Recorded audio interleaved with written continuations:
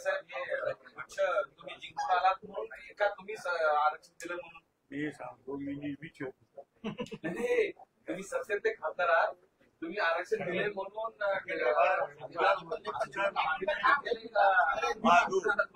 माझो खासदार म्हणून नाही, मी खासदार म्हणून मंत्री म्हणून कधी असतो. मी लोक आंदोलनाच्या दिवशी मी काय अच्छा तुम्ही आंदोलनाचे सपोर्ट काय सांगतो पहिल्यापासून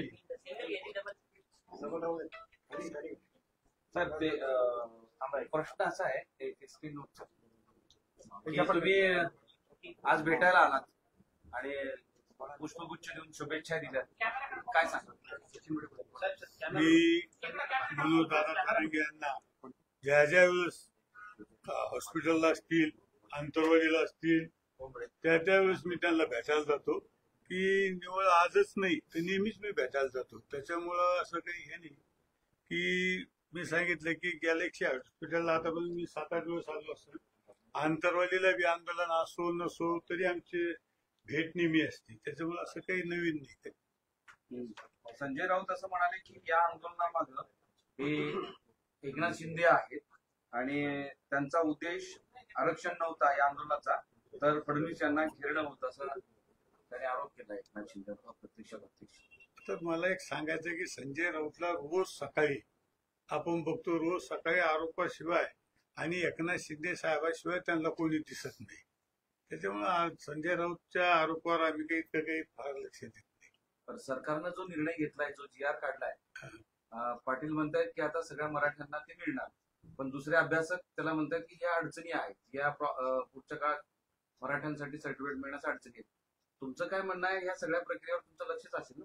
नाही, लक्ष तर आहेच ना, एवढं मोठं आंदोलन म्हटलं लक्ष असतं.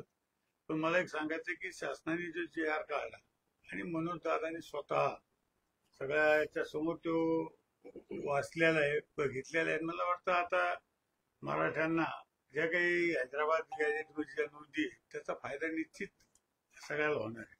असं की त्यांना पूर्ण न्याय दिलाय सरकारने की अर्धा दिलाय असं तुम्हाला वाटतं? त्यांना पूर्ण न्याय दिलाय की अर्धा दिलाय? मी काय म्हणतो, आता त्यांनी सांगितलं आता जारंगे पाटलांना की आपण टप्प्याटप्प्यानं सगळं मिळून घेऊ, तर त्यांनी स्वतः बोललेले आहे.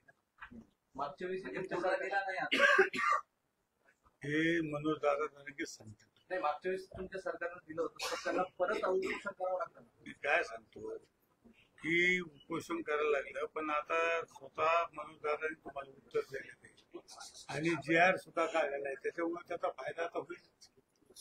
मागे तुमच्या वाशीमध्ये गुलाल उधळला होता ना तुमच्या मुख्यमंत्र्यांसोबत, तर त्याचा काय फायदा झाला? पाठीमागं काय झालं त्याच्यापेक्षा आता स्वतः जरांगे पाटलांनी सांगितलं की याचा फायदा सगळ्यांना, मराठवाड्यातल्या मराठ्यांना याचा फायदा होणार.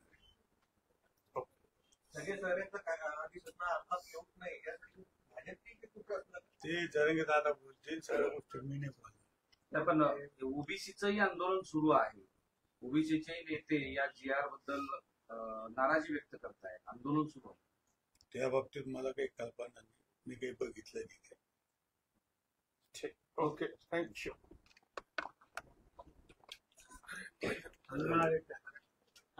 आले थोडा पीछे